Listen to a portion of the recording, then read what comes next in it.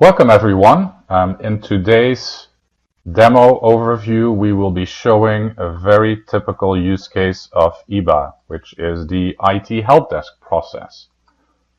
As you probably know by now, eBA is a transactional ECM, an enterprise content management platform comprised of several modules and capabilities.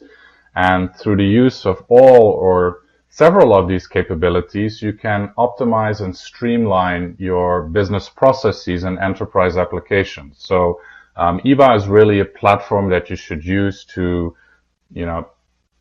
enhance, let's say, your SAP, especially for those types of processes that tend to be very data intensive, where there's still a lot of manual steps being done. And where there's a lot of data coming into the organization. At the core of eBA is a very powerful workflow module, and because of that module, you can actually also use eBA to create small business applications. And that's exactly what we're doing in this specific scenario for the IT help desk. So let's have a look at the process overview. And in this specific case, we are showing you an actual live process that has been adopted by one of our European customers, which is a large financial services company. And prior to eBA, they basically had a very manual help desk process. Manual in the sense that if you had an issue or a ticket, you'd basically just send an email to somebody in IT and then hope that that person would route it to the right person and the issue would be solved and you would be able to continue your work. But as we all know, if you do this through email, the moment that you send your email, you really kind of lose visibility over the process. So you don't know whether the recipient of your email is forwarding it to someone else, where that person is at in terms of solving it, etc., etc. So for this specific customer, we, with the help of the eBA platform, created this help desk process, also based upon their business design and requirements. So as you can see, this is a pretty elaborate type of process, and we don't have enough time really in this specific demo to show you everything of it. But I'm going to just walk you through the process that I will be showing to you here in a few minutes. So a process always starts with a process starter. There's obviously a need or a ticket.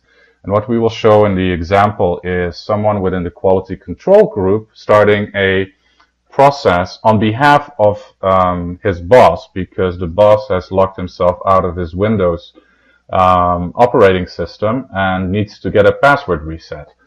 So the way this process has been set up is that eBA will recognize what type of ticket this is based upon a classification. So the first thing, as the requester is filling out the application form, they will be able to categorize what kind of ticket this is. And if you see job request here, what that really means is it's kind of a change request. So this company was actually using eBA not just for the typical IT tickets, but also for change requests. So they were running various enterprise applications, and for instance, if they needed to do a change request on an SAP process, this was the same process they used to initiate and finalize these types of change requests. But in the example that I'll be showing to you, this is not a change request. It's basically a typical IT ticket request. So it will actually go to a responsible party. And in this specific case, you've got two options. You've got the infrastructure team, the technical team they call it, and the applications team. Again, in their lingo, software team. As you can see, in several of these process steps, we have something called a timeout. What that is, it's basically a timer object within eBA. And you can set it any way you want, but if you want somebody to respond to a ticket within a certain period of time, this is what you would use. And you can also use it to escalate a ticket if it has not been handled after a specific period of time to a next level. So in this case, the ticket goes to the technical team, and it goes to a group of people. the first person that picks up the ticket has a quick look at it, but then realizes that he needs to go and pick up his kids, so he decides to reassign it to another colleague of him. So he basically redirects the ticket. And the person that it was reassigned to accepts that ticket and basically starts working the ticket. Again, here's a double check to see if this is actually a JR job request, or in other words, a change request or something else. And again, this is a basic IT ticket. So it now gets routed to the responsible person who assumes the ticket and attempts to resolve the ticket. So that person can basically solve the ticket by replying to the user, and the process really only finishes when the user reviews the solution and accepts it, and that's when the process basically finished. And again, you can see several different timer objects here as well. So let's have a look at how this works within eBA. Alright, so you may have seen this screen before. This is the typical startup screen that you see as an eBA end user. So this is the admin screen. I'm now going to be logging in as Michael Jason. And Michael is one of the people within the quality control group who has a boss, and his boss's name is Young Kim. Young, unfortunately, locked himself out of his computer and needs to get a Windows password reset. So, as you can see, Michael here has a number of applications that he has access to.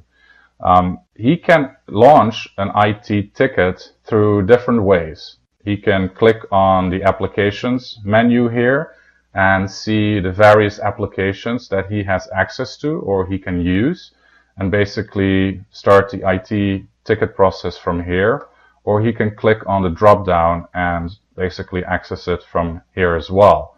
Now, some of our customers actually decide to use a third-party portal type of structure to access this type of screen, which you can do because through a web service you can access eBA from within other applications as well.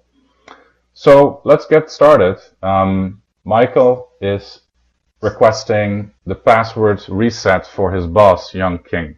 So he fills out in this form, the requester being Young King, which is a person in his department, and goes down and selects what kind of request this is. So in this case, it's a typical IT request, not a job request or change management request. And based upon this selection, this already determines which way the flow will be going subsequently.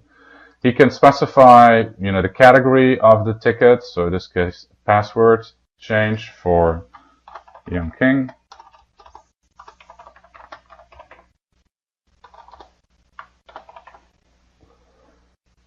You can set up subcategories. What kind of password change is this? Well, it's a Windows password change. What's the issue? Now he has basically locked himself out of the password. So let's choose that category. And by the way, these types of fields and drop-down menus are very easy to configure as an administrative user in the IT ticket parameter field, which I can show you here in a second.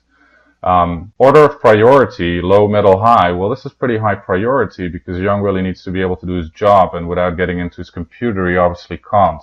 So he selects high. Now, in the explanation, just writes a quick note, requesting password change on behalf of my boss, Young King. Please, as soon as possible. You also have the opportunity to attach files here. So let's say if you have a screenshot of a certain error that you may get, you can go and attach that here. For the time being, we will not attach anything for now. All right, so this is ready to be sent. So Michael sends the send button, and workflow management will give you a quick summary as well as a visualization of what's going to happen next. So as you can see here, the creator was Michael. There's a time stamp of when this process started. The status is still open. It shows you all of the categories of this request. And it also shows you that this has now gone to the infrastructure group, which consists of two people, Dan and Adam, and it's waiting for their action at this point. If you scroll down, this is basically the workflow itself, and if an arrow is green, it shows you where we are at in the process. All right, let me go to the infrastructure group, and let's just log in as, let's say, Adam Lion. So Adam can go into this application, into workflow, and look and see whether he has, in this case, it's called approvals pending. So as you can see, there's an open ticket regarding the password change request from Michael on behalf of his boss. So you can double click on that and go into the actual form. Now, this is one way to access these IT requests for Adam. But Adam will also get a notification via email. So Adam, as well as Dan, both of the group users, have received this notification via email with a clickable link that can also direct them right to this specific screen. So Adam is reviewing the ticket and then suddenly realizes that he actually needs to go and run because it's time for him to pick up his kids. So instead of actually tackling it, he decides to reassign it to his colleague. So here you see the action buttons. Instead of assuming the ticket, he's going to actually redirect it. So the redirect will go to the infrastructure group, and in the infrastructure group, he selects his colleague, Dan King, and says, "Hey Dan, can you tackle this for me?"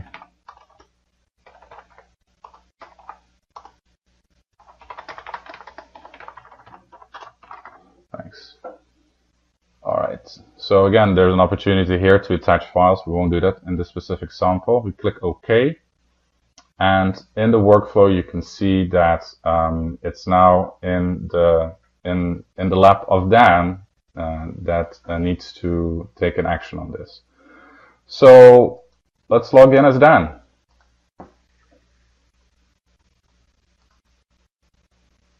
There we go, Dan.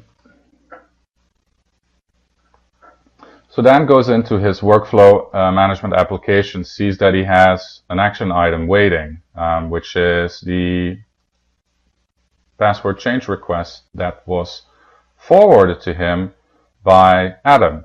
Here in this history tab, you will be able to see every action or notification that has been taken on this process. It will record this and it will be available for audit purposes later onwards. So Dan actually reviews this process right now and decides to go into the Windows Admin Center and change Young's password. After he's completed doing that, he basically replies to this workflow and basically gives a message and says, hey, I've reset the password for Young. Please use the following upon login, etc., etc. So he submits this reply, and as you can see, and as I had mentioned when I described the process based upon the diagram, it's now pending approval of Michael. So it actually goes back to the requester, and the requester can basically close out this ticket. So let's go back to Michael.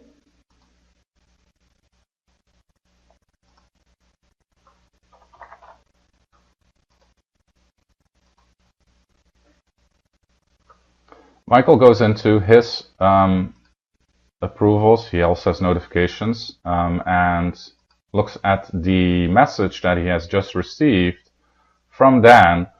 And again, this specific message has also been sent to Michael in an email notification with a clickable link to this specific form. So he sees that the password has been reset. He knows what the new password is. He goes and walks over to his colleague's desk and says to Young, hey, here is your new password. Can you just quickly check and make sure it works? He types it in, confirms that he's into the system. So Michael knows this has been resolved and basically hits the status completed. He can send a message saying, thanks a lot, Dan. Young has been able to log back in. It's okay. And in essence, that completes the workflow process. So Young was basically the person that this ticket was all about. And obviously, Young wasn't really able to do anything in the application because he was still locked out from his computer. But he is able to log in now, and he can actually view this process himself as well. So let's just log in as Young, because Young has been receiving notifications about the resolvement of this ticket throughout the process. So now I'm logging in as Young Kim. I'm going to my workflow management. As you can see, I've got a lot of notifications. So the last few ones were here, requesting the password change. Let's click on this one. So this is the one we just went through.